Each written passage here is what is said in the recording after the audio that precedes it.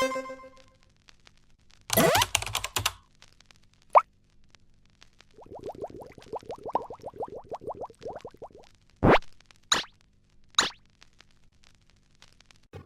day, future engineers! So ngayon, sasagutan natin yung problem 316 sa Strength of Materials book ni Pytel or ni De La Saña. So, tayo ay nasa topic na torsion. So, ito yung ating magiging first video. So, total ito yung sinasolve ko ngayon. I-video ko na rin and i-upload para hindi ko makalimutan and at the same time makatulong ako sa inyo. Hopefully. Okay, so sabi dito, a compound shaft consisting of a steel segment and an aluminum segment is acted upon by two torques as shown in figure P316. Determine the maximum permissible value of T subject to the following conditions. So may conditions. Dapat daw ang shear stress sa steel ay 83 MPa, ang shear stress sa aluminum ay 55 MPa, and the angle of rotation of the free end is limited to 6 degrees. For steel, ang G ay 83 GPa, and for aluminum, ang G ay 28 GPa. So, ayan ang ating figure. So, first, ang gagawin natin is given. Hanapin natin yung given. Or sulat natin yung given.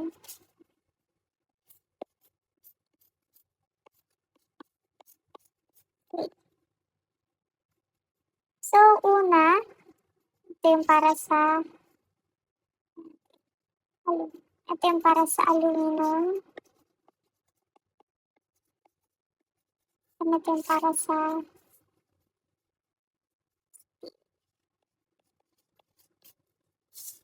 so, sabi, ang sa steel daw, ang shear stress ay na kailangan sundin na condition ay 83 MPa. Ang shear stress naman sa aluminum, 55 MPa. Ang diameter sa aluminum, ito, 40 mm. Ang diameter sa steel ay 50 mm. Tapos ang length, ito siya. Yan. Ang length sa aluminum ay 600 mm. And ang length sa steel ay 900 mm. Ang G sa aluminum ay 28 GPa. And ang G sa steel ay 83 GPa. Tapos yung ating degree, the angle of rotation sa free end ay limited lang sa 6 degrees. Yan. Okay, ngayon may given na tayo, mag-start na tayo sa free body diagram or FBD. Isulat muna natin.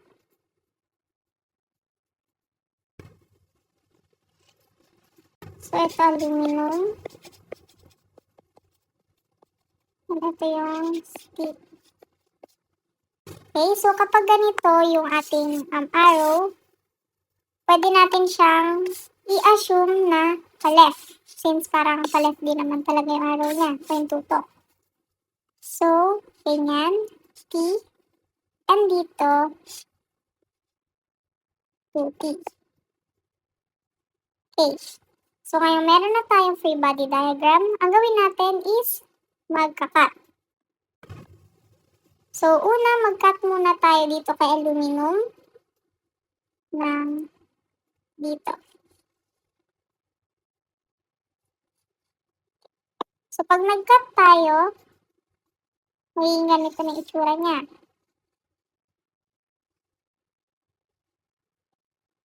Yan, di ba? Ito si T. Tapos ito, yan na yung naputol. So, para maging equilibrium, kailangan may magka-counter sa t na to. So, pag ganito ang kailangan.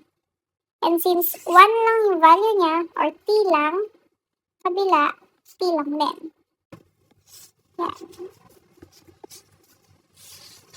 Next, mag-cut naman tayo dito kay steel.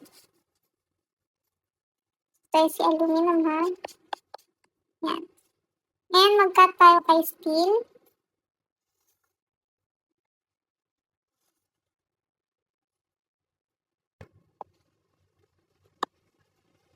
Ito na si T, yan tayo ng T. Tapos ito, si 2T. Yan. Since kailangan niya na nasa equilibrium tayo, so kailangan may magka-counter sa dito. And pareha sila. So, 2T plus T, 3T. Kailangan may 3T na pag ganito. Yan. So, ito si steel. So, yan. Meron tayong nakat. Ngayon, para makuha natin yung maximum permissible value ng T, gagamitin natin yung ating formula, which is tau max is equal to 16T pi d cube. At dahil compound shaft siya ay masabi natin na solid. Kaya ito yung ating formula. Okay, so, bigyan na natin yung values. Unahin natin si aluminum. For aluminum, ang ating daw condition, ang shear stress natin ay 55 MPa. MPa or nmm squared. So, tandaan na, ang MPa equal siya sa nmm squared and equal din siya sa nm squared. Now, copy natin yung 16 and yung T kasi ito yung hahanapin natin. Then, pi, ano yung D or diameter ng ating aluminum? 40 mm. Natin kakalimutan, cube. Okay, so ngayon i-input na natin sa ating calculator. And anong sagot? Sagot ay 691,150.38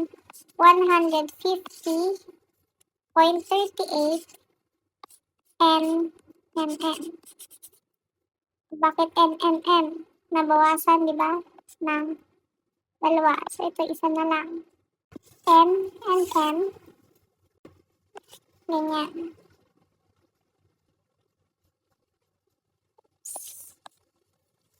Next, para naman sa steel. Di pa ito final answer, ha? Yan po. So, sa steel, ang ating tau max ay 83 nmm squared. Copy natin 16. And imbis na T, dahil ang nakuha natin dito ay 3T, yun ang ilalagay natin. 3T. Pi. Ilan ang diameter ng steel? 50 mm. And cube. So, i-input natin sa ating calculator and ang makukuha nating sagot ay 679,042.16 nmm.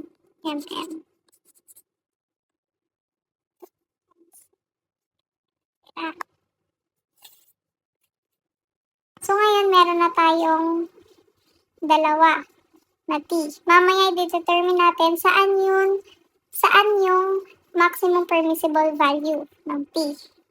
Mag-proceed muna tayo sa maximum angle of twist. So, dito nag-base tayo sa shearing stress.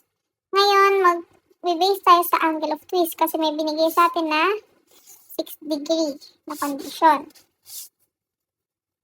So, base tayo sa twist.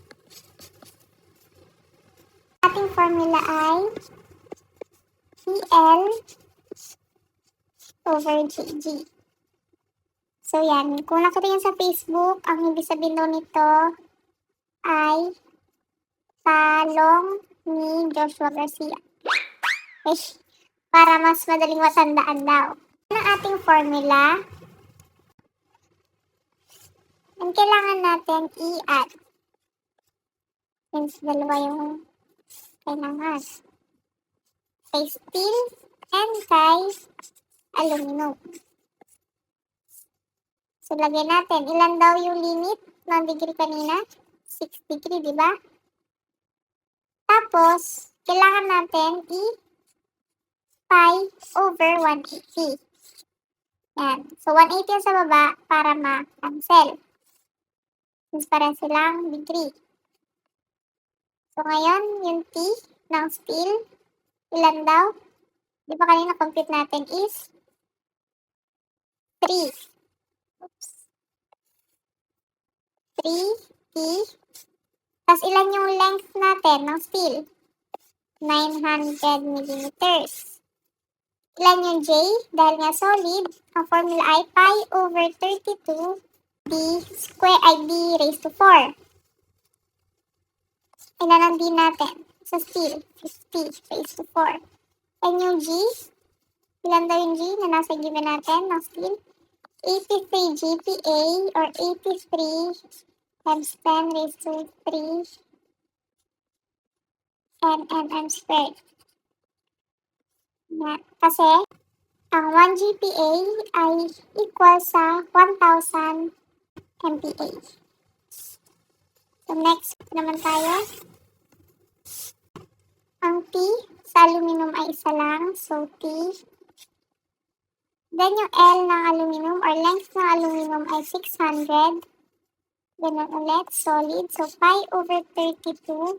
Ilan yung D ng Al or ng aluminum? 40 raised to 4. And yung G na 28,000 or 28 times 10 raised to 3 MPa. Ngayon, i-input lang natin yan sa ating calculator para mahanap yung T. Ang ilan? 757,316.32 nm.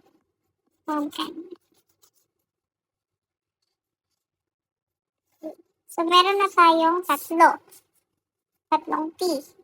Ito, and ito. So, para mas safe, yung compound shaft na nagkoconsist ng steel segment and aluminum segment, ang kukunin natin ng value ng T, or yung permissible value ng T, ay yung pinakamaliit. So, saan yung pinakamaliit sa tatlo? Ito, di ba? So, yan yung ating magiging final answer. Therefore, T is equal to 679,042.16 nmm. So, ito yung ating gagamitin. Kung masyadong malaki, pwede namang gawin natin in Newton meter. So, divide lang ba by 1,000 para makancel yung mm and mapalta ng meter. Kaya, T was 679.04 nm. This is our final answer.